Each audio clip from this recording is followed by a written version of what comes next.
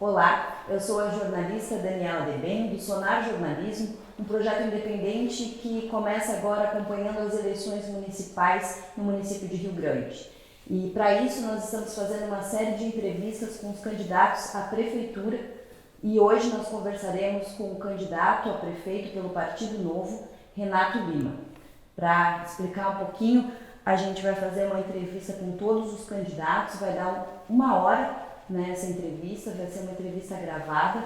Após essa uma hora, nós vamos dar 3 minutos para que o candidato possa fazer as suas considerações finais e nós vamos então iniciar esse programa que tem a apresentação de Daniela Debem e na técnica está o meu colega jornalista José Bruno Bratti.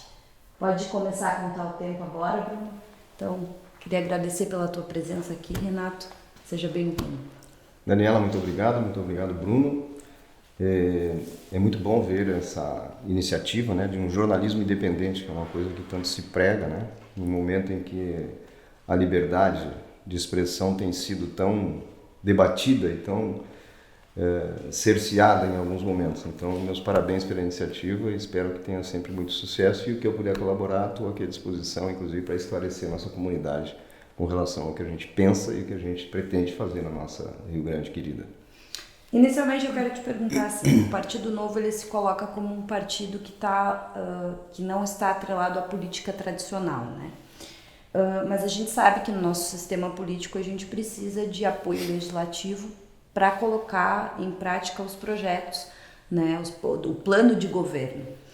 Caso tu fosse eleito, como é que tu pretende construir essa aliança dentro do legislativo para viabilizar os teus projetos? Então, eu acho que esse questionamento eu já ouvi algumas vezes e a minha resposta tem sido sempre o exemplo que nós tivemos em Minas Gerais com o governador Zema quando se elegeu a primeira vez e ele tinha um deputado na Assembleia. E ele, no final do seu mandato, ele já estava com a maioria dos deputados apoiando seus projetos, porque os seus projetos indiscutivelmente visavam atender às necessidades do cidadão numa gestão diferente, numa gestão voltada ao cidadão, com respeito ao cidadão, com disciplina, com muita técnica. O secretariado do Zema é completamente técnico, e isso é uma coisa que nós vamos trazer para Rio Grande. Então, os projetos que nós vamos levar para o Legislativo, né, serão projetos que já foram discutidos com a comunidade, evidentemente, e que visam apenas o desenvolvimento da nossa cidade e a melhoria da condição de vida do nosso cidadão. Ou seja, idealismos devem ser discutidos no parlamento. O executivo está ali para executar, para levar propostas e projetos que efetivamente se convertam em resultado para a comunidade. Então, isso eu tenho certeza que eu não vou ter nenhum bloqueio no Poder Legislativo, embora eu espere que a comunidade rio-grandina entenda a nossa mensagem, né, e colabore conosco colocando o máximo possível de vereadores da bancada do Novo. Nós temos 12 nomes, né, excelentes nomes, pessoas muito boas, nenhum deles é político, não tem ninguém no Partido Novo aqui em Rio Grande que já tenha concorrido alguma vez em eleição. Então, isso é uma oportunidade que nós temos de efetivamente transformar a nossa cidade. Eu não tenho nenhum receio de encontrar apoio dentro do Poder Legislativo, seja ele a formação que ele estiver, porque nós vamos estar levando propostas para o cidadão. Tu falaste em gestão técnica e também fala no programa de governo em gestão de resultados. Como que isso funcionaria na prática? A prática é simples. Digamos, no convite ao secretariado, né, o exemplo de Joinville é um outro exemplo. Eu estive lá conversando com o prefeito Adriano Silva, que está concorrendo à reeleição, e hoje ele tem a aprovação da comunidade com um percentual que é o melhor do Brasil, 92% de aprovação do prefeito Adriano, que é um jovem prefeito de 40 anos de idade, e que implementou esse mesmo sistema de chamar de secretariado técnico, ou seja, nós vamos escolher o secretário de determinada pasta. É por currículo e por uma banca examinadora que vai questionar e vai fazer a avaliação, como se faz na iniciativa privada, para que se possa selecionar uma pessoa qualificada para exercer a função nessa secretaria. Mas além de qualificada, ela precisa ter um alinhamento político também, né? Sim, evidente, né? Porque não, mas o alinhamento político em que sentido, né?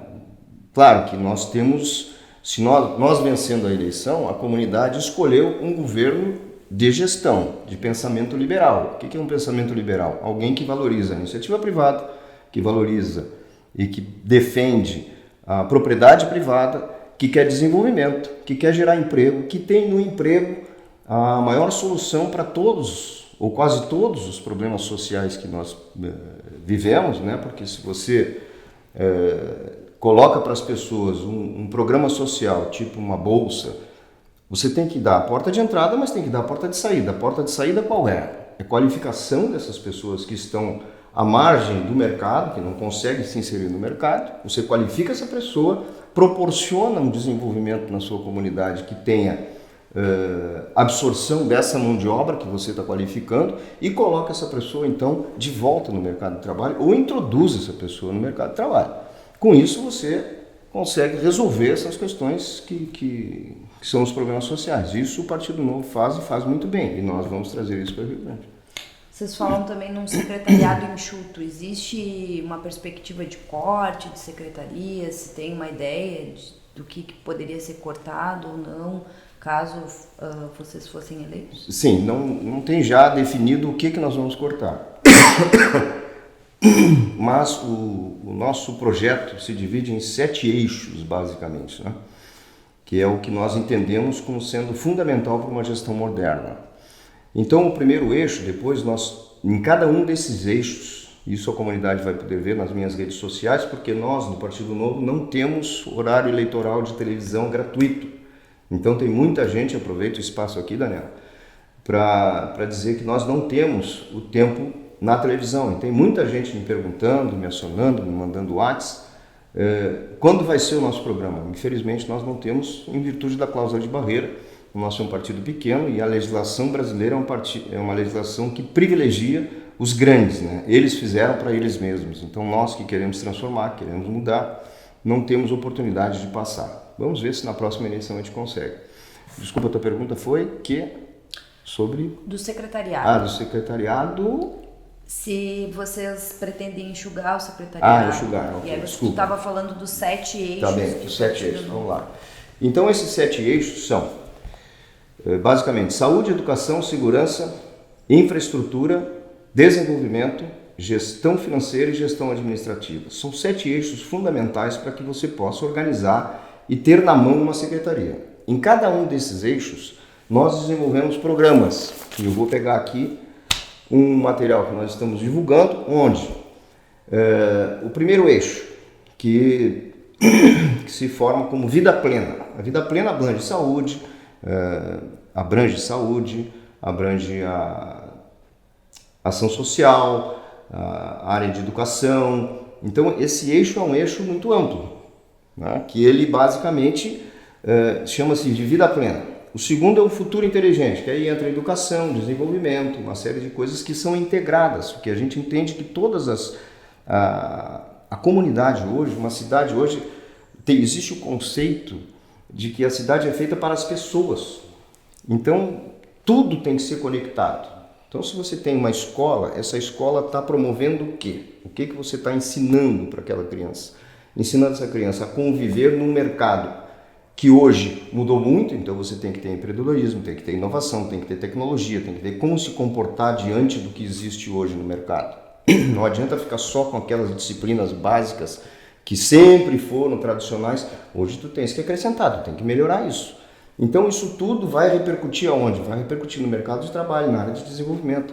A cidade tem que ser conectada, que é um próximo o crescimento sustentável, proteção cidadã, a cidade conectada, que é a parte de infraestrutura, administração eficiente e finanças responsáveis. Então são 7 eixos. Só para repetir, se tu me permitir, porque ficou meio confuso na minha explicação, que me entusiasma quando eu vou falando de uma coisa e outra. Então vamos lá. Vida plena. Basicamente a área da saúde, de atendimento às pessoas. O futuro inteligente entra a educação, ação social, como isso interage com o desenvolvimento, né? A proteção cidadã, aí vem segurança, que também repercute na ação social, que também tem a ver com escola, que também tem a ver com emprego, que é desenvolvimento, entendeu? Então, esses são programas que estão sendo elaborados por uma equipe de voluntários que estão colaborando com esse plano de governo. O crescimento sustentável, esse já é o desenvolvimento em si. Então, tudo que fizermos, evidentemente, vamos respeitar todas as legislações e impactos que isso possa causar, mas nós vamos trabalhar fundamentalmente com presunção legal, para auxiliar no desenvolvimento, quebrar essa burocracia do Estado que existe, no município também existe. Nós vemos aí, cansamos de ouvir pessoas reclamando de projetos que estão com muito tempo dentro de secretarias que acabam não sendo liberados. Então isso é algo que nós vamos quebrar, né? A pessoa chega para a construção, por exemplo, de uma unidade familiar. Você chega lá com um engenheiro ou um arquiteto credenciado pela prefeitura, ele está credenciado, ele sabe que ele tem que respeitar o código de obras da cidade, o código de posturas, etc.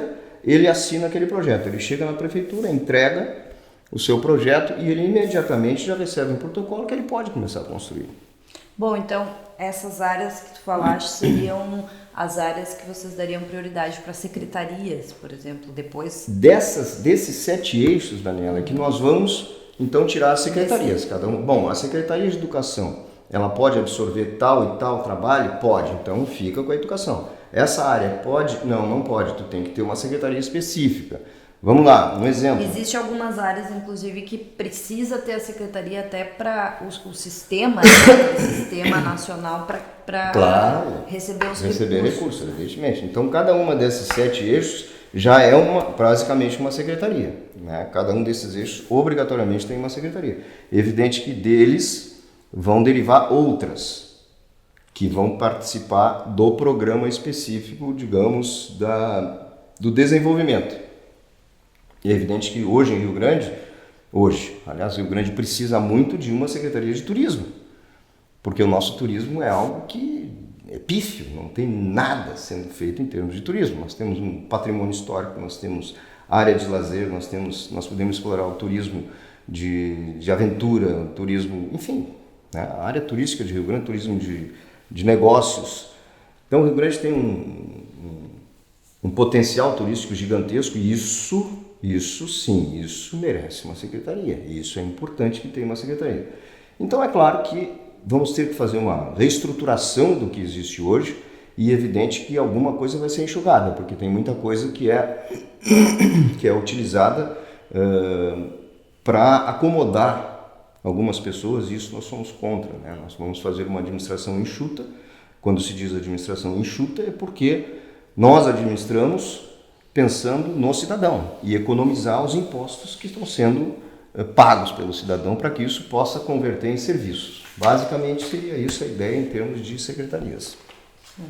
Falando um pouquinho de saúde, hoje Rio Grande ele tem unidades ainda de saúde que são tradicionais, como a hidráulica, a junção e o Parque São Pedro, e áreas que não são atendidas ainda pelo Programa de Estratégia de Saúde da Família. E, além disso, nos lugares que tem as unidades de estratégia de saúde da família, unidades básicas de saúde da família, ainda a gente tem alguns déficits em equipes multiprofissionais, profissionais, às vezes, assistentes sociais, fonoaudiólogos.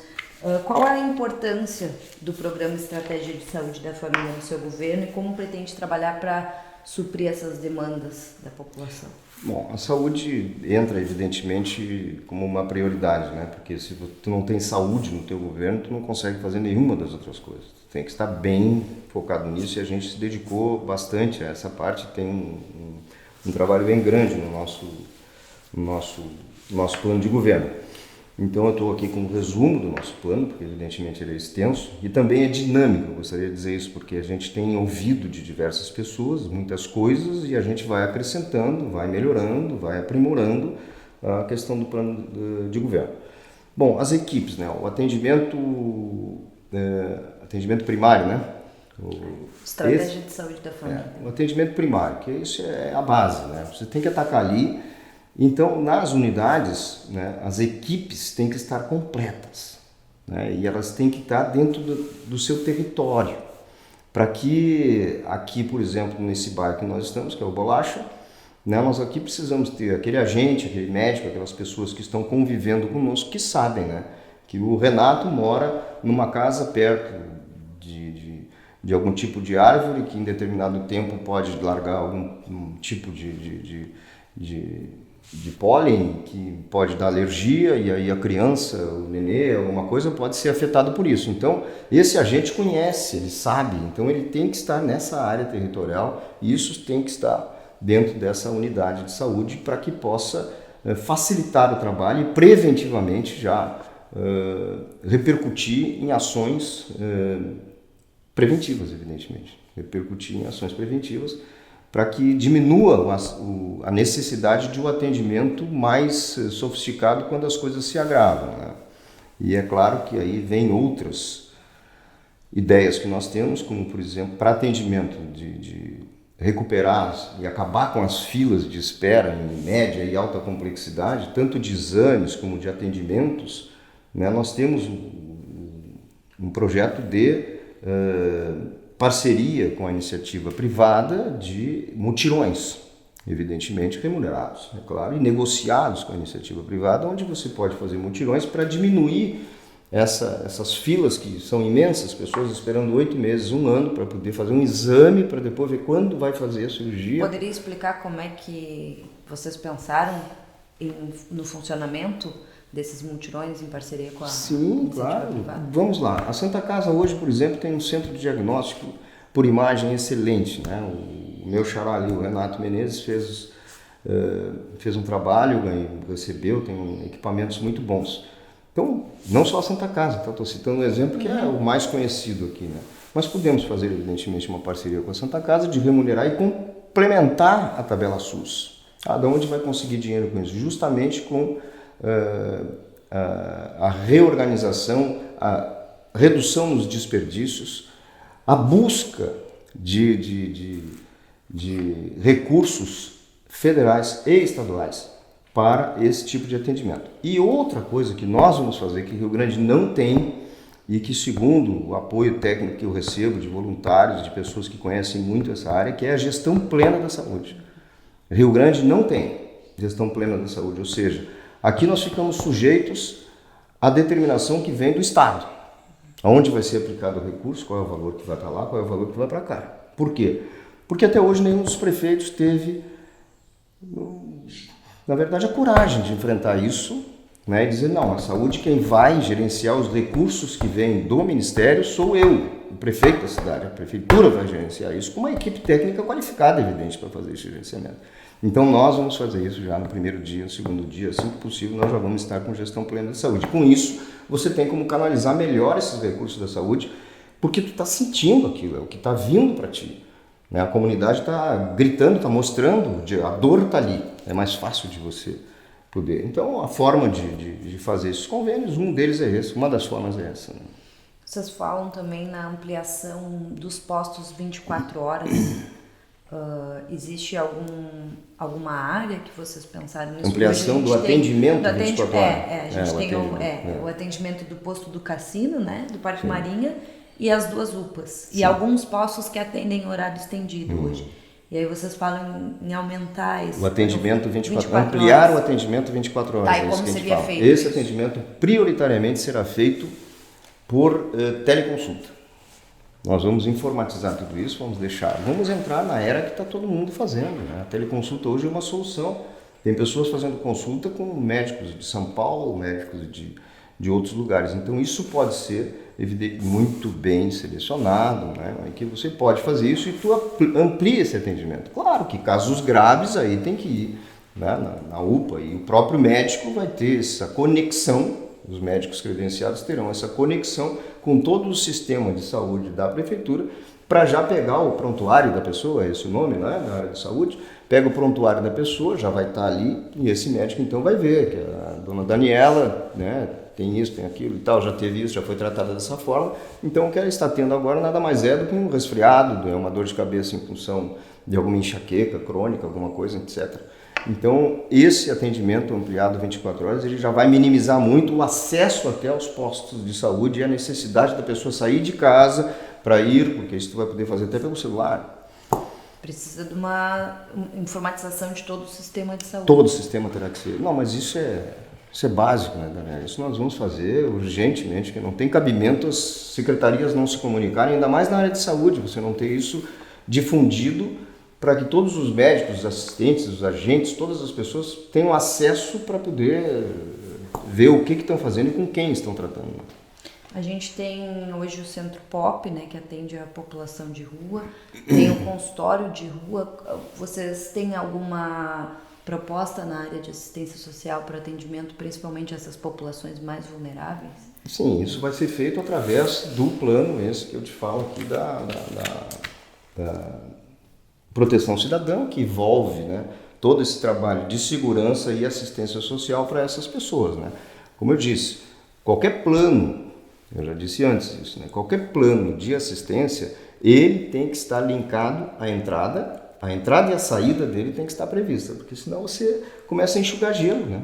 Tu faz o atendimento, resolve aquele problema momentaneamente, daqui a pouco ele volta.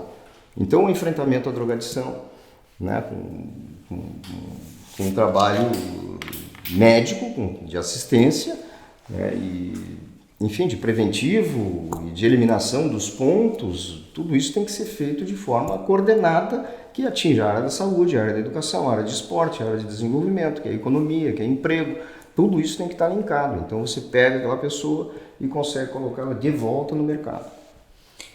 Falando ainda sobre a saúde, a gente tem o serviço da farmácia, que em algumas regiões, né, ele é centralizado em algumas regiões e ali a Zona Oeste, conversando com alguns conselheiros do Conselho Municipal de Saúde, eles falam que a Zona Oeste às vezes fica um pouco desassistida e tem algumas zonas que não são muito bem assistidas com esse serviço. Falta de medicamento? É isso?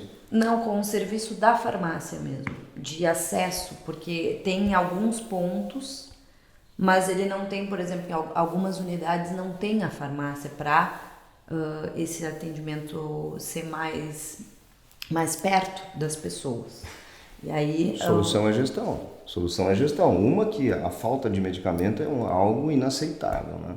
Então, se tu tens uma unidade de saúde que está sem pelo menos o básico para atender o urgente, né, você pode ter, ao mesmo tempo que tu pode ter uma central que distribua e que atenda imediatamente a esses casos. É um caso grave, precisa, não tem, liga para a central vai lá e entrega. Isso tem que ser um atendimento 24 horas de gestão. Pega uma UPA e a UPA vai ter estoque na região que ela abrange, né, então ela vai poder fazer a entrega, seja na Zona Oeste, Leste, aí você vai dividir isso aí, né? Isso é questão de gestão e o medicamento mesmo que falta, né? Isso é absurdo, porque isso é como uma gestão de estoque, você tem sazonalidades. Rio Grande, nós estamos passando por um inverno aqui violento, né, que tem judiado. Eu mesmo já estou na terceira gripe, já peguei sinusite, vai pela terceira vez, né? Então isso já tem que ser previsto, já tem que ser percebido pelos técnicos da área da saúde, que você tem que fazer o pedido dos medicamentos, se demoram 30, 45, 60 dias para chegar, antecipadamente você já tem que fazer o pedido desses medicamentos para abastecer a sua farmácia dentro dos volumes, com as unidades todas conectadas, com os agentes de saúde que conhecem a realidade das casas, quer dizer, a Dona Maria tem ali a casinha dela e tal, que tem um problema de umidade, que aquilo pode causar algum tipo de rinite, alguma coisa, né, alguma alergia. Então, isso tudo já tem que ser previsto e já tem que estar dentro desse planejamento na área da saúde para atendimento. Quando a gente fala na educação, a educação básica, a etapa que apresenta ainda os piores indicadores, né, é a etapa dos anos finais da educação básica. Quais são as propostas do seu governo para melhoria na qualidade da educação e se tem algum mais específico pensado para esses anos finais, que é o 6º e o 9º ano? Ok. A educação, na cidade nós tivemos aí o IDEB medido que não foi nada legal, né? Nós ficamos lá arredondando assim, 400º, 500º, se não me engano, mais ou menos, e de 490 medidos, né? Então estamos lá no fim, estamos muito mal. Isso é preocupante demais e eu atribuo isso a uma série de coisas. Um é a falta de professores, evidentemente, que todos os anos nós estamos vendo isso se repetindo, e isso não dá para entender muito bem. Há uns que dizem que é em função da lei de responsabilidade, que tu não pode contratar porque tu tens um limite, mas tu tem que resolver. Né? Nós temos que resolver isso aí, tem que chegar a um ponto que vai ter que ser chamado os professores concursados, em primeira ordem, evidentemente, que estão com os concursos válidos. Se não tiver, você vai ter que trazer os professores contratados para atender as crianças, mas isso tem que ser feito em tempo hábil, não adianta chegar em março para fazer isso. Isso já tem que estar planejado, tem que estar dimensionado, tem que saber qual é o quadro, isso e aquilo, quantos vocês têm à disposição, para poder integrar e diminuir essa ausência de professores que causam dano no aprendizado. Por isso que os índices não estão indo muito bem. O caso dos que já estão prejudicados, evidentemente que a prioridade do meu governo vai ser o turno integral para a educação básica, a educação infantil, que é até os 5, 6 anos, porque nesse momento os pais, né, a presença do pai e da mãe com a criança e o atendimento mais cuidadoso ali é fundamental. Então a mãe não pode largar a criança com uma pessoa que não tem a qualificação para isso. Então as escolas vão ter que estar preparadas para isso e nós vamos voltar com esse turno integral, onde a criança vai receber a alimentação. Isso nós já tivemos aqui e foi cortado porque havia necessidade de mais vagas. Então a forma que tiveram aqui em Rio Grande de dar mais vagas foi corta o turno integral e cria 2 turnos. Nós tivemos isso aqui na Débora Saião, aqui no Bolacha, e eu sei disso porque a minha neta, né, frequentou aqui, a minha filha mora aqui também, no Bolacha, e frequentou o Débora Saião, e no início tinha turno integral e depois acabou o turno integral. Então isso tem que voltar e isso cria um problema nas famílias muito grande. Hoje pais precisam trabalhar, etc. Então nós precisamos voltar com isso. Mas aí para voltar teria que fazer uma ampliação da ou rede? Diminuir então de novo? Como é que faria isso? Não, você pode Seria fazer convênio com escolas privadas. Isso tem sido feito em outros lugares. Joinville fez isso. Né? Você compra vagas em escolas privadas, evidentemente. Né? A Secretaria de Educação vai avaliar. E se está funcionando como escola privada é porque pode atender às necessidades. Então você convenia com eles e eles vão absorver essa necessidade para que as crianças possam ter esse atendimento na rede privada. Para compensar, porque evidentemente sair construindo escolas da noite para o dia, né, nós até podemos buscar isso em Brasília, mas da noite para o dia não tem como, ainda mais que a prefeitura, né, o prefeito atual já disse que vai entregar a prefeitura com déficit de quase 100 milhões de reais. Em relação à educação também, a gente tem a questão da educação especial. Se há alguns anos atrás a maior parte desses alunos estavam em classes especiais, hoje 90% estão inseridos nas turmas da educação regular nas escolas municipais, né? Quais são as propostas do governo para realmente efetivar a inclusão, né? Para que ela se torne real mesmo, que não seja só estudantes na escola, mas que se tenha monitores, que se tenha a sala de recursos. Qual é a proposta? A legislação hoje exige, né, a presença do monitor, né, para atendimento desses alunos especiais. E então nós vamos cumprir a legislação. O que eu posso dizer é isso, nós vamos cumprir. Como? Qualificando, evidentemente, esses monitores, porque não dá para você contratar um estagiário que não tenha a mínima experiência para ficar numa turma onde tenha 2, 3 alunos com as necessidades. Então isso vai acabar que prejudica a todos, inclusive o aluno especial que não vai ter o devido atendimento. Então isso tem que ser um trabalho de muita dedicação e que será feito, evidentemente, para que se cumpra a lei. E os monitores vão ser qualificados para essa tarefa e terão que atender, evidentemente. Sobre a questão do orçamento, economia, a gente tem em 2021, a cada real que entrava no município, 0,53 centavos eram recursos próprios e quase metade, então, eram recursos provenientes de outras esferas governamentais, recursos externos. E a gente tem isso, né, uma dependência dos municípios com relação a esses recursos externos, que isso varia um pouco de um ano para outro, mas o dado mais recente que eu peguei foi no portal Meu Município, com os dados do IBGE e da Secretaria do Tesouro Nacional. Quais são as medidas que a gente pode tomar, que o governo pode tomar para aumentar essas receitas próprias e diminuir a dependência? Bom, aí tu entra na área que eu mais gosto, que é a área do desenvolvimento. Nós vamos ter que... Rio Grande, nós temos aqui um potencial de desenvolvimento gigantesco. Vamos começar pelo nosso porto, né? Nós sabemos que o porto é uma fonte maravilhosa. Na área de Eletroporto, nós temos um distrito industrial com 2.500 hectares, que talvez hoje seja usado do distrito industrial, esteja habitado não tem mais do que 200 hectares. Não tem mais do que isso.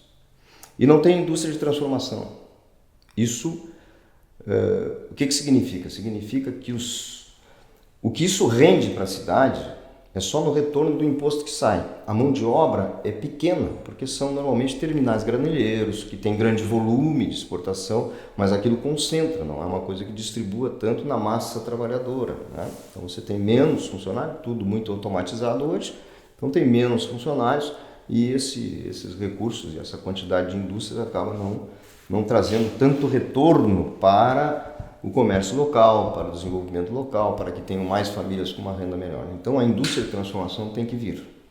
Então a minha ideia, e que nós vamos trabalhar nisso fortemente, é municipalizar o nosso distrito industrial, porque eu não lembro de ver alguém fazendo propaganda ou participando comercialmente para vender o nosso distrito industrial em Rio Grande.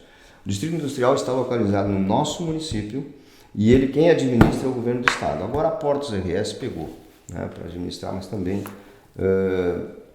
eu acredito que o município que tem que fazer isso, para trazer desenvolvimento e buscar a indústria de transformação para cá, onde você pode. Aí começa a linkar de novo nos nossos 7 eixos. Trazemos uma indústria que vai montar celulares, vai montar televisão. Então, você vai precisar de uma mão de obra qualificada para isso e nós temos de onde tirar. Nós temos o IFE, nós temos o Senai, nós temos o Senac, nós temos uma série de escolas que podem preparar essa mão de obra. Então, o trabalho que vai ser feito pela Secretaria de Desenvolvimento, ela já vai estar conectada com a educação para ver a necessidade técnica, porque tem um projeto de uma indústria que vai precisar de 500 empregados com mão de obra qualificada na área de soldar, na área de montar, na área de... Enfim, isso vai ser passado para as escolas vão oferecer esses treinamentos, esses cursos, e essas pessoas, quando fizerem os cursos, digamos, a empresa vai se instalar em 1 ano e meio, então tem que ser curso pauleira, tem que ser curso para andar mesmo. Então esses cursos vão ser direcionados já para o que vem. Então não vai ser uma coisa maluca, né, de eu estar ensinando um cara a fazer pneu de bicicleta se não tem uma bicicleta aqui, tu não vai vender isso, né? Então não faz sentido, tu tens que fazer com que isso funcione de forma organizada. Então esse é um dos pontos para melhorar o ganho das pessoas e melhorar a renda individual. E a gente também tem a questão do desemprego, né? 27,6% da população ocupada em Rio Grande, nos dados do censo de 2022 do IBGE, a gente está na posição 168 dos 497 municípios. Tu falaste do distrito industrial agora, falaste isso, mas tem alguns outros setores que o governo de vocês pretende fortalecer para que se diversifique a economia no município? Sim, o turismo foi um deles. Turismo é um deles, além da agricultura, né? A agricultura, o setor primário em Rio Grande precisa ser desenvolvido. Nós tínhamos, há alguns anos atrás, mais de 2.000 famílias produzindo dentro da agricultura do município, né? Hoje nós estamos reduzidos a cerca de 200. O que houve? Esse é um recurso que fica no município, porque são pessoas da Ilha dos Marinheiros, pessoas da Turutama, da Quitéria, né? da Quinta, do Povo Novo. Essas pessoas acabaram migrando e os seus filhos estão querendo fazer outra coisa. Então, nós estamos perdendo essa riqueza e esse potencial econômico brilhante que Rio Grande tem, porque ninguém consegue fazer um tomate, ou plantar um tomate, ou melhor, colher um tomate como o nosso tomate Quitéria. O nosso tomate que é plantado na Quitéria, que é plantado na ilha, né, é um tomate maravilhoso. Todos nós devemos conhecer alguém que quando chega de outro lugar fica impressionado com a qualidade do nosso tomate. Então isso é um produto de alto valor agregado pela sua qualidade. Então, essa agricultura familiar, e eu gosto de falar nisso porque eu aprendi muito com alguém que é vizinho nosso aqui do Bolacha, que é o Gilvani e a Daiane, que tem aqui o Sítio Silva, e eles me entregaram um projeto deles sobre agricultura familiar, sensacional, em que aqui eles colocam outras coisas também, como as hortas comunitárias. Então, isso pode ser feito nos bairros, hortas comunitárias, aí isso já incorpora, para ver como tudo é conectado. Já vamos incorporar com o recolhimento de lixo, que tem sido um vexame em Rio Grande, né?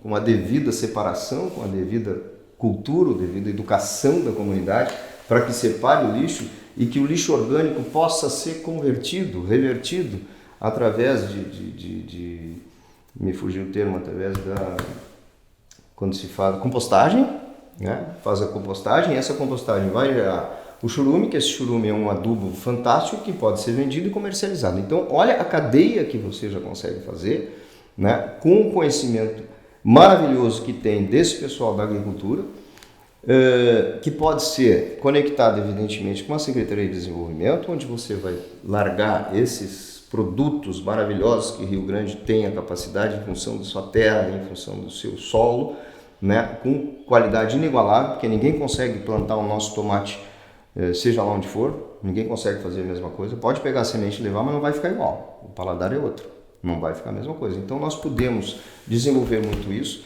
fazer com que reter o nosso agricultor na sua base, e isso é uma forma, é um potencial econômico excelente que pode ser desenvolvido também. Quando a gente fala de turismo, quando tu falaste do distrito industrial, de atrair investimento, a gente tem uma questão, é um problema de infraestrutura. Muitas vezes a gente fala de atrair turismo, atrair investimento, mas a gente tem ruas hoje em Rio Grande que são sem calçamento no centro da cidade, valetas a céu aberto ainda, problemas de drenagem. E isso sempre esbarra na questão do financiamento, que são obras muito caras. E quais são as alternativas do seu governo que o governo pode adotar para garantir recursos para melhorar essas condições de infraestrutura, né, que acabam melhorando as condições de bem-estar da população e conseguir atrair novos investimentos para a cidade, que a cidade seja mais atrativa também turisticamente? Do conhecimento, né, de que o nosso pacto federativo ele concentra tudo em Brasília, né? Então, o que tu precisas fazer para buscar de volta esse recurso? Tu tem que ter projeto para isso. Tem que ter projeto para buscar esses recursos. Então, o Rio Grande realmente precisa de muita coisa em termos de infraestrutura. A cidade tem sido abandonada. Não tem nenhuma obra de infraestrutura que tenha modificado a cidade nos últimos 30 anos. Não tem nada. Eu lembro da última grande obra que houve de infraestrutura em Rio Grande, eu acho que foi, né, o terminal Trigo-Soja, não me lembro, o canal adutor da Corsã, isso é nos anos 70, 80. E veja que foram obras importantíssimas. O Rio Grande não tem problema de abastecimento de água por uma obra que foi feita há 50 anos atrás, praticamente. Então, isso é visão de futuro. Uma cidade tem que ser pensada dessa forma. Então, nós temos alguns pontos aqui, por exemplo. O trecho 4 da BR-392. Como é que esse trecho não foi terminado ainda, né? Por que não foi? Quando eu fui presidente do Aliança Rio Grande aqui, que nós coordenávamos, eu coordenava 8 entidades representativas, eu chamei o Vladimir Casa, que é o diretor do DELIT regional, hoje eu acho que ele não está mais aqui, eu acho que ele está em Brasília, e questionei, apliquei, e o que ele disse é que era muito cara a obra para fazer aquele acesso onde passa o trem, ali onde a 392 chega e desvia, né, na Avenida Portuária, na Maximiano da Fonseca. Ele disse que é uma obra muito cara, porque tinha que ter 3 níveis, porque entra caminhão por baixo, carro por cima, o trem tem que passar. Então, eu disse, mas o senhor acha que isso é caro para escoar toda a safra de um estado que é um estado extremamente produtor de grãos, isso, e sai tudo pelo nosso porto? O senhor acha que isso é caro para o país? Isso não é caro para o país, senhor, me desculpe, mas eu não posso concordar com o senhor.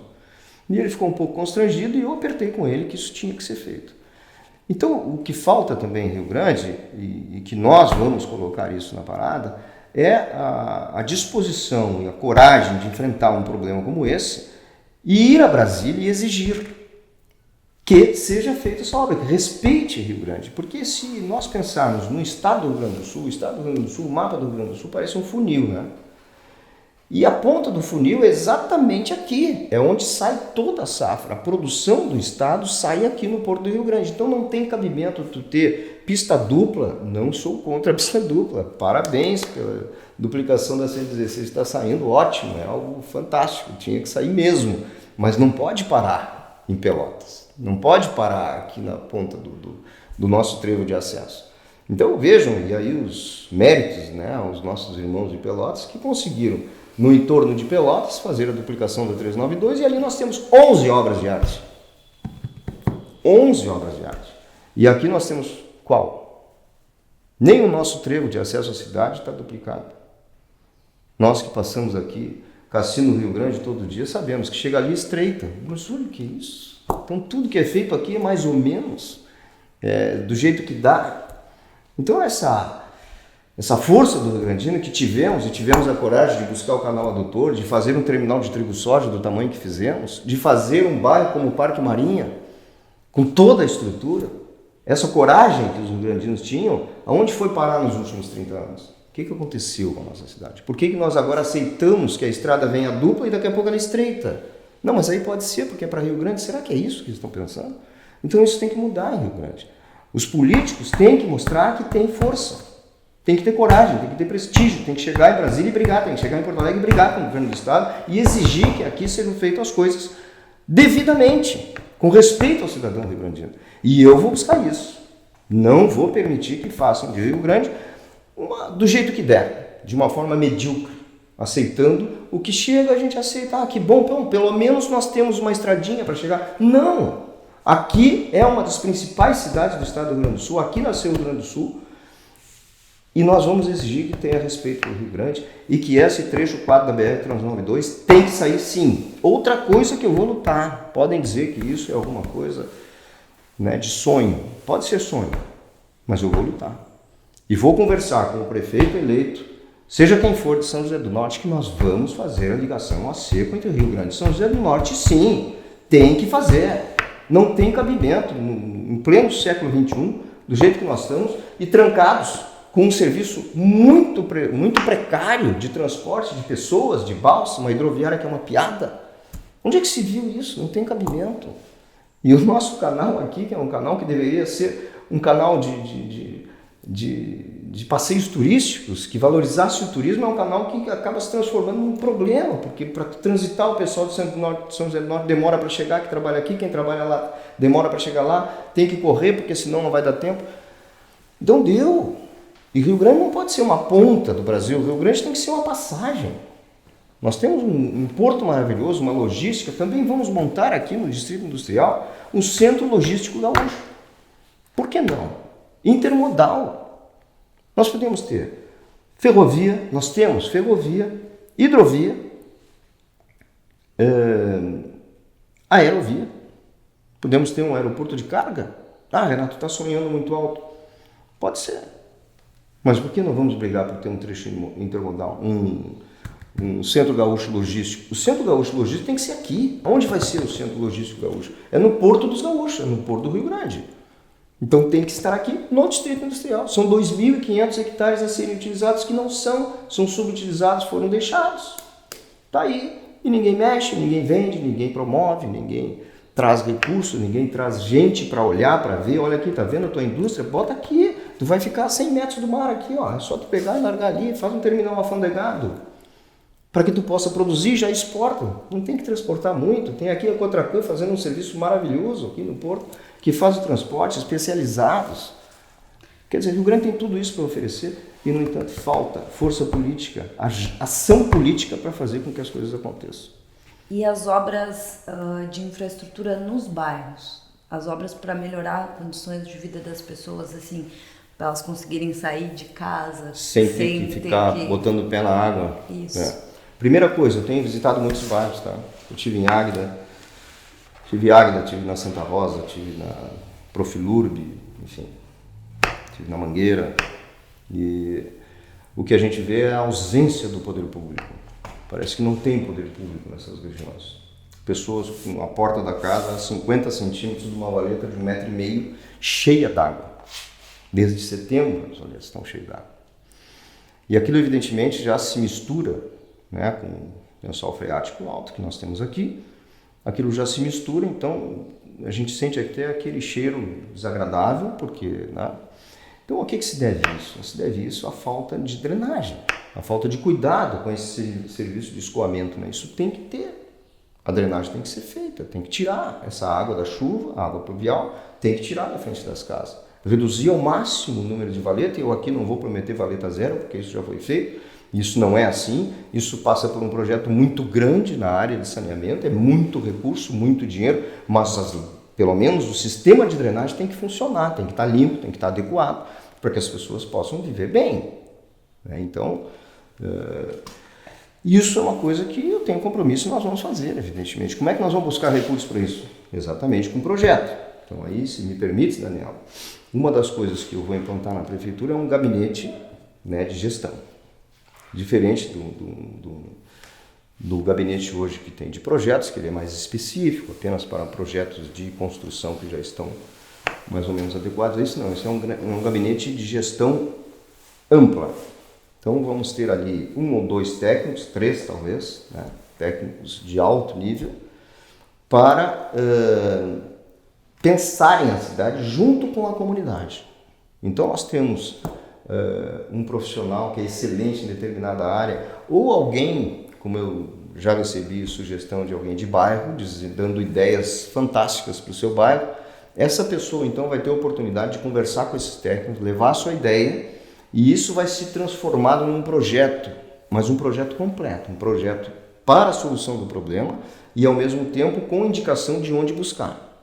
Então é em Brasília, no Ministério da Agricultura. Por exemplo, a patrulha agrícola, o que está precisando? Está precisando da Emater. Então, como é que nós vamos fazer para funcionar melhor a patrulha agrícola? Para que ela atenda o agricultor que está necessitado, que passou agora por uma cheia, e o pessoal está lá e até agora, como é que é? Funcionou ou não funcionou? Não, falta ação do governo municipal, da secretaria. A Emater, eu estive visitando a Emater, e a Emater, eles são fantásticos, porque é um grupo muito pequeno com milhares de tarefas, eles têm muitas tarefas, então eles fazem além do que seria possível praticamente. Então, qual é o problema na Emater? Tem que ampliar o contrato com a Emater para que tu possa ter mais profissionais para que eles possam atender tudo isso. Isso não é tão caro, é algo em torno de R$4.000 por técnico. Então, por que não fazem isso, meu Deus do céu? Por que não ampliam para que a gente possa ter mais técnicos atendendo essa área da agricultura familiar, a área de desempenho no setor primário, que é um setor que dá, e o recurso fica aqui, entendeu? Ele não sai daqui. Assim como outras coisas, como apoio ao comércio, etc., local, para que o dinheiro fique aqui, para que você... A gente tem a pesca também. Tem a pesca, evidentemente, né? Foi bom tu me lembrar. A Emater também tem esse trabalho na pesca. Então, a nossa pesca, o desenvolvimento de culturas, de criatórios de camarão. O nosso camarão é considerado um dos melhores camarões do mundo. Vejam bem, eu estou usando superlativos aqui, Daniel, porque a nossa cidade é uma cidade que tem características e que já foi muito grande, já foi muito boa. Não que não seja hoje, é uma cidade boa, eu gosto, tanto que moro aqui, não quero sair daqui. Mas já foi valorizada por muita gente que veio para cá para ficar aqui porque gostou muito da cidade. Então, essas coisas nós temos que continuar trabalhando. E a pesca é uma delas. Esses criatórios de camarão, a lagoa está aí, nosso camarão é um dos melhores do mundo. Todo mundo diz que o paladar do camarão rio-grandino é maravilhoso. Então temos a FURG, que está ali e que pode prestar todo esse serviço em parceria. Eu tenho conversado com diversos amigos que fazem parte da nossa universidade, que é uma universidade que tem uma sabedoria maravilhosa e que pode nos trazer todo esse conhecimento para auxiliar no desenvolvimento da cidade. E olha só, imagina o camarão, né? Eles sabem tudo de camarão. Então vamos lá, vamos botar esse camarão no mercado, vamos fazer esse link, vamos fazer essa união entre prefeitura, universidade e população, para que a gente possa tirar daí um proveito e fazer com que a cidade volte a crescer, volte a gerar emprego. Tu citaste a enchente, né? Eu não poderia não falar disso, né? Como a prefeitura se preparar para o enfrentamento a esses eventos climáticos extremos. E a gente tem dentro disso uma questão bem importante, que é a questão habitacional. Rio Grande cresceu de uma forma desordenada e a gente tem pessoas morando na beira da lagoa, na Pancada, na Dom Bosquinho, São João. Então, como a cidade se prepara para isso e quais projetos seriam então feitos para que essas pessoas não estivessem nessas áreas de risco? Como resolver essa situação? Porque as mudanças climáticas estão aí, a gente sabe que isso pode acontecer de novo. Claro. Bom, o lado leste da nossa cidade, que pegou ali, né, desde do Lar Gaúcho, Navegantes, toda essa região, Esse aí nós já temos algo que é bem possível, bem provável, bem plausível de ser feito, que é o projeto Orla. Esse já existe, já tem um projeto muito bem feito, muito bem encaminhado, e um pessoal que me ajuda aí na área de urbanismo já deu algumas sugestões, e isso já tem sido citado até por outras pessoas, que ali, se você sair da ponte, né, da BR ali, né, que ali é 392, né, se você sair daquela altura que o nível que subiu não passou por ali, então é um nível bom de contenção. Se fizer o projeto Orla naquele nível, você afasta um pouquinho da área territorial que nós temos, né? Faz ele em torno, né, uma avenida bonita ali, e vai até a Ponte Preta aqui, né, na 392. Então isso já vai ser um fator de contenção daquela área.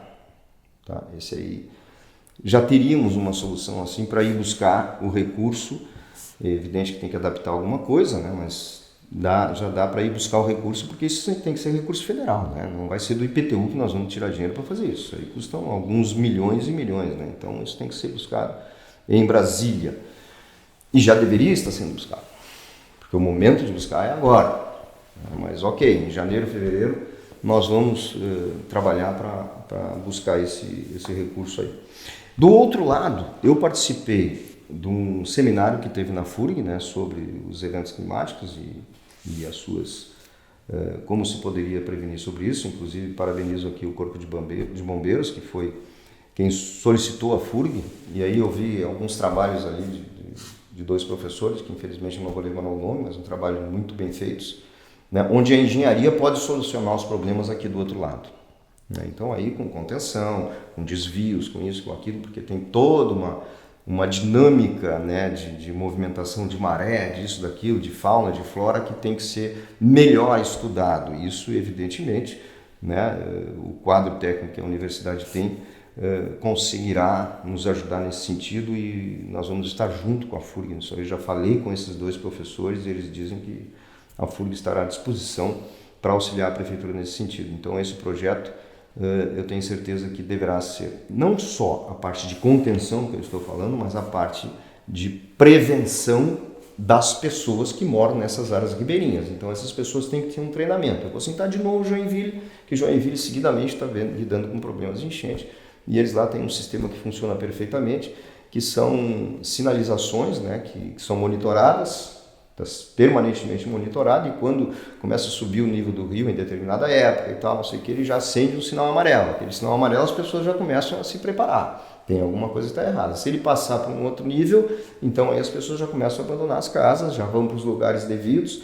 Então todo esse plano de prevenção, né, de maiores danos tem que ser colocado.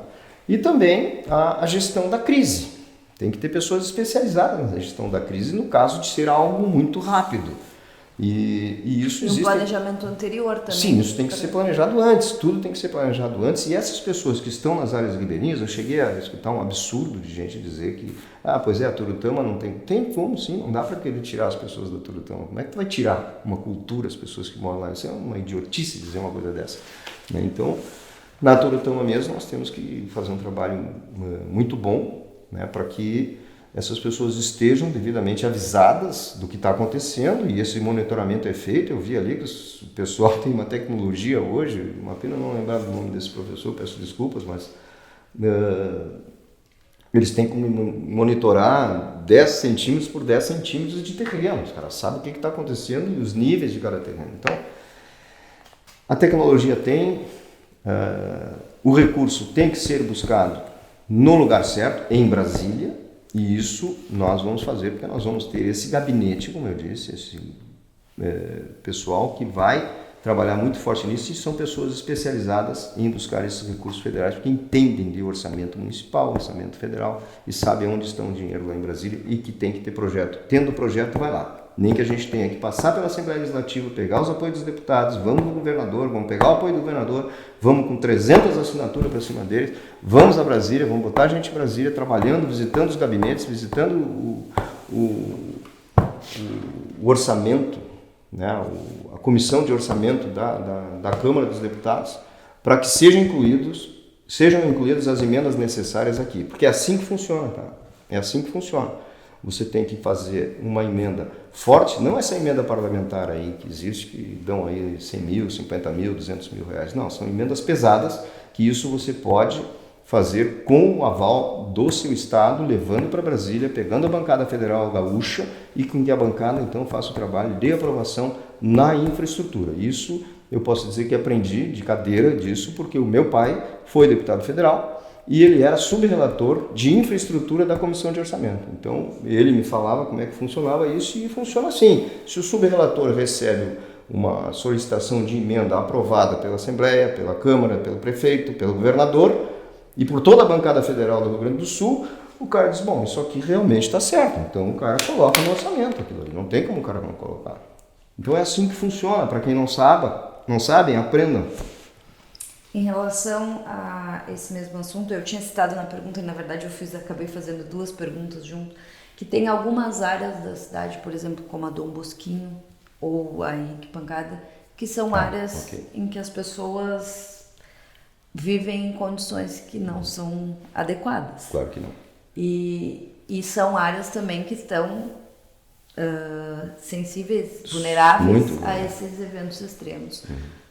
A possibilidade de projetos habitacionais, o que se pretende? Regularização fundiária, retirada dessas pessoas dessas áreas? Qual é a proposta do seu governo para isso? É aquela história, né? Depois de terem invadido, depois de estarem estabelecidos, de criarem vínculos naquela comunidade, de formar ali o seu habitat, fica mais difícil de você fazer isso. É muito mais complicado, mas não tem problema, nós vamos fazer. Evidentemente, cadastrando todas essas pessoas, conversando com eles, explicando e buscando. E lá vamos nós de novo. São programas federais. Não tem como o município fazer casa para todo mundo aqui. São programas federais, não tem como passar pano quente nisso. E isso tem que ter projeto para isso. Então você tem que cadastrar essas pessoas, mostrar o risco que eles correm, e Brasília sabe do que o Rio Grande do Sul passou, né? Embora não estejamos recebendo os recursos que deveríamos, foi mais conversa fiada e tirar foto do que propriamente resolver o problema. Né? Então nós vamos a Brasília e vamos buscar esses recursos com o devido projeto, mostrando que nessa área da Dom Bosquinho, olha a situação que está com levantamento fotográfico, topográfico, cadastramento das pessoas, ver a condição que essas pessoas estão vivendo, leva-se isso e diz, olha, aqui nós precisamos de 300 unidades. 300 unidades. E vamos fazer o projeto para isso e vamos fazer as obras necessárias para isso, e Brasília vai ter que botar o dinheiro aqui. A última pergunta que eu queria te fazer, porque a gente já está se encaminhando para o final, em questão ao patrimônio histórico da cidade. Que a gente tem ali a Hengetz com o Cassino dos Mestres, a gente tem o nosso centro de eventos, e se fala muito, né, que precisa valorizar, que se precisa preservar, e entra ano e sai ano e a gente vê os nossos prédios muito mal preservados. Quais são as suas... Daniela, não sei se tu sabe, mas a estação férrea, ela não é da cidade ainda, sabia? Por quê? Porque ninguém foi atrás do processo para regulamentar isso e passar para a propriedade do Rio Grande. Por que não fizeram isso? Não sei. Assim como não assinam a gestão plena da saúde, eu acho que eles têm medo de pegar isso. Chega, né? Nós temos que dar um jeito nas coisas. Então, vamos passar a rede ferroviária para nós e vamos atrás dos recursos no patrimônio histórico. Porque aquilo é um patrimônio histórico fantástico, seja no estadual, no IFAI, como no IFAM. Vamos buscar, fazer o devido cadastramento e buscar os recursos para isso. E tem como fazer isso, porque existe o recurso. Só tem que se ir lá buscar, tem que ter o projeto para ir lá buscar. Então isso dá para recuperar. O Cassino dos Mestres é uma pena, eu não sei se vamos conseguir recuperar novamente, porque o estado que ele está, e já tem projeto aprovado, sabia? Já tem projeto aprovado para o Cassino dos Mestres e deixaram ficar do jeito que está, que talvez hoje não tenha mais o que fazer. Mas uma coisa importante a ser feita aqui, eu gostaria de falar nesse finzinho aí, que tanta coisa para se falar que o tempo, embora uma hora, mas a gente vai ter como falar durante a campanha, eu ainda vou falar mais nisso, que é a questão do centro histórico que nós temos. Isso é um patrimônio turístico gigantesco, uma coisa incrível que nós temos. Nós temos uma construção, que é a Catedral de São Pedro, que é a mais antiga em atividade do Paraná para baixo. Então, só isso já deveria fazer filas de ônibus para visitar. Mas quem promove isso? Tem um plano turístico na cidade? Alguém conhece um plano turístico de Rio Grande? Um plano mesmo. Não é um pintar ali, que é a Cidade das Águas, na beira de um bueiro. né, no centro da cidade, dizer que isso é plano turístico. Isso não é plano turístico, tá? Isso aí é brincadeira de criança para enganar bobo. E a comunidade não está entrando mais nessa. Então nós precisamos regulamentar essa área central turística, essa área central histórica, porque o que foi é que o IFAI veio aqui e disse, olha, esse contorno aqui é de preservação histórica. Veio o IFAM e fez a mesma coisa. Então tem dois anéis ali, né, que são meio que de vez em quando se encontram e tal, que estão regulamentados pelo IFAM e pelo IFAI. Agora, o município não regulamentou isso. Isso cria uma das coisas que o centro está sofrendo. Ninguém quer investir no centro porque, evidentemente, só pode construir até 8 metros de altura. Então o cara vai gastar num terreno ali, nessa área, e vai construir só 2 andares, o cara não faz. E aí ficam os prédios abandonados, estragando, porque ninguém quer investir naquilo. E outra, não existe um programa sério com redução e incentivo fiscal. Tem lugares em que você tem redução de imposto, que inclui inclusive ICMS, de 26% para 6%, de 23%, perdão, para 6%. Então, isso dá quase 20% de redução de imposto, que qualquer empresa da região pode se incluir naquilo, em vez de mandar para o governo os 20% de diferença, uma parte ele bota no patrimônio histórico. Então, tudo, e se nós regulamentarmos isso no nível de cidade, nós vamos estabelecer as alturas, o que pode e o que não pode, dentro, evidentemente, de padrões técnicos. Então, aí você, que tem um terreno, tem uma área ali, você pode fazer a preservação e pode fazer uma construção um pouco mais alta, que não atinge, evidentemente, mas aí tem a regulamentação municipal e nós vamos ser independentes para fazer isso. Por enquanto, nós estamos regidos pelo básico, pela rigidez do IFAM e do IFAI. Então, isso é uma forma de voltar a ter manutenção do patrimônio histórico e revitalizar o nosso centro. É uma das coisas para revitalizar o nosso centro. Bom, Renato, a gente terminou o nosso tempo, mas agora eu vou te dar 3 minutos para que tu possa fazer as tuas considerações finais. Muito bem. Eu quero agradecer a oportunidade aqui do Sonar, da Daniela, pelo espaço. Eu acho importante e espero que a comunidade que assiste esse programa possa ter uma visão efetiva do que nós estamos trazendo para Rio Grande. O Partido Novo é um partido que luta muito para modificar a política tradicional. Nós não fazemos parte da política tradicional.